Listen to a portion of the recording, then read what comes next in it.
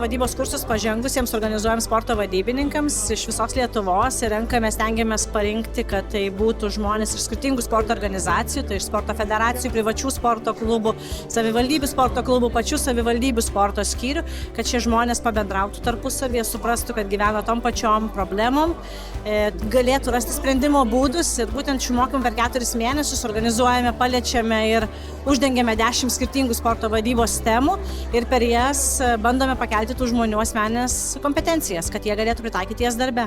Šįkart labai daug dėmesio skiriame marketingui ir komunikacijai, socialinėje erdvėje, taip pat prekės ženklo vystymui, savo kaip sporto organizacijos prekės ženklo vystymui, nes manome, kad būtent socialiniai tinklai, visas komunikacija šiuo laikotarpiu yra labai aktuali.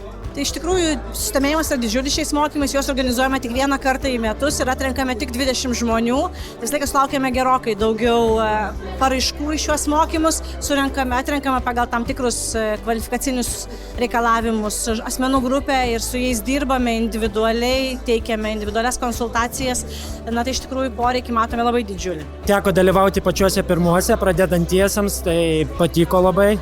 Tada daviau paraišką būtent jau į pažengusiems, nes tikrai įdomus lektoriai, daug praktinių užduočių, kurios labai įtraukia ne tik teoriją, kuri kartais būna nuobodi, tai siūlau, kurie galvoja ar pasirinkti ir būtent šitos kursus, prašau ateikit, tikrai įdomus lektoriai, kurių didelė kompetencija ir turi ką papasakoti. Galėjom pasvajoti apie tai, kaip turėsime savo didžiulės įmonės susidurti su tokiais ganėtinai realistiškais iššūkiais ir kaip būtų komunikacija tarpusavyje, kadangi mūsų buvo 20 dalyvių, jeigu neklystu, ir visi esame iš visiškai skirtingų sferų, sakykime, bet visi esame iš sporto, tai galėjom pasidalinti šiokiom tokiom problemom, apie tai, kaip mes jas sprendžiam, su kuo susidarėm, nes kaip būtų visi esame ganėtinai mažos organizacijos ir įdomu tarpusavy pabendrauti. Apskritai viską bus galima pritaikyti savo veikloje, kadangi pagrindinis dalykas, ką išmokome, kaip būtų, buvo komunikacija, apie rėmėjų pritraukimą, apie savęs reklamavimą.